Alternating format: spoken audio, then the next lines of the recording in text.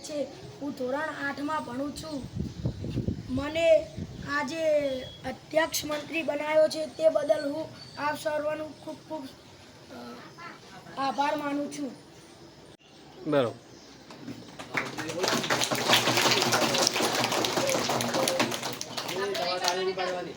મારું નામ દેસાઈ આસ્થા રાજુભાઈ છે। હું ધોરણ 8માં અભ્યાસ કરું।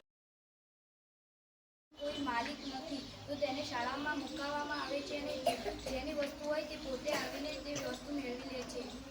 આમ શાળામાં આપમેળ પાછી વસ્તુ મળી જાય છે અને શાળાના બાળકોને ઈમાનદારીનો ગુણ કેળવાય છે। નાનપણથી જ બાળકોને પ્રમાણિકતાનો ગુણ કેળવે અને સારા નાગરિક બને એવા અમારા પ્રયત્નો છે। માનનીય અધ્યક્ષશ્રી આ બાબતે શાળામાં નિયમિત હાથ પગ અને નખની સ્વચ્છતા જાળવવામાં આવે છે। તે સિવાય પોલિયો ધનુર હડકવાની રસી પણ આપવામાં આવે છે।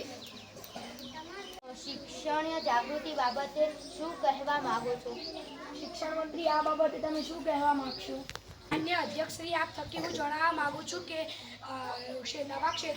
નવા સત્રથી હું શિક્ષણ ક્ષેત્ર કાળે અમે કેટલા અગત્યના સુધારા કરેલ છે।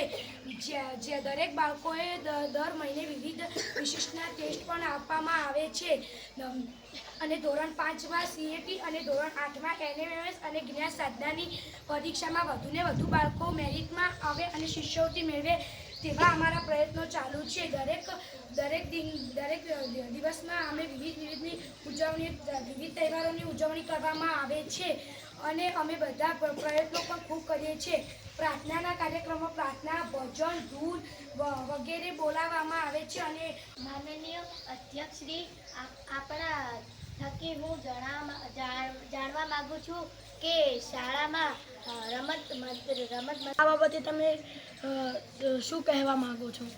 અધ્યક્ષ થકી હું જણાવવા માગું છું કે મુખ્યમંત્રી બન્યો છું અને હું એવું કહેવા માગું છું કે અમને રમવા માટે રમતગમતની કીટો રમકડાં અને અમારી શાળામાં રોજે રોજ નવી રમતો રમાય છે જેમ કે કબડ્ડી ખોખો અને દર વર્ષે જે તાલુકામાં જવા માટે જે પેલું ભાગ લેવા માટે આવે છે તેમાં અમે ભાગ લઈએ છીએ જેમ કે ગોળા ફેંક લાંબી કૂદ ને એવામાં અમે ભાગ લઈએ છીએ અને અમે આ વખતે નવી ટીમ 12 જણની કરી છે તેમાંથી 6 જણ જણાવવા માગું છું કે શાળા પુસ્તકાલય બાબતે શાળાનો શું પ્લાન છે?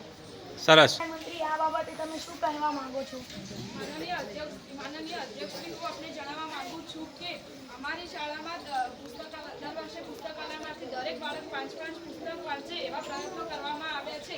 આ સિવાય ગ્રામજનો પણ તેમાં લાભ મેળવી શકે એના માટે સાર્વજનિક પુસ્તકાલય પણ ચાલુ છે જેમાં સરકારશ્રીની ગ્રાન્ટમાંથી દર વર્ષે નવા પુસ્તકો લાવવામાં આવે છે।